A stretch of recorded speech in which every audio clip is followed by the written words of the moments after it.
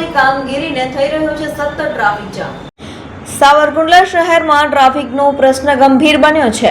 Road રસ્તાઓની કામગીરીને લઈ સતત ટ્રાફિક જામ થઈ રહ્યો છે। સાવરકુંડલાના મુખ્ય મહુવા રોડ પર ટ્રાફિક જામની સમસ્યા સર્જાઈ છે। સાવરકુંડલાની તમામ સરકારી કચેરીઓ 11 જેટલી હોસ્પિટલ ધરાવતા માર્ગ પર ટ્રાફિક જામની ખૂબ મોટી સમસ્યા છે। રોડ રસ્તાના વિકાસના નામે વેપારીઓ ધંધા રોજગાર વિનાના થઈ ગયા છે। ટ્રાફિકની સર્જાતી સમસ્યા સામે સાવરકુંડલા સિટી પોલીસ તંત્ર નિષ્ફળ ગયું છે।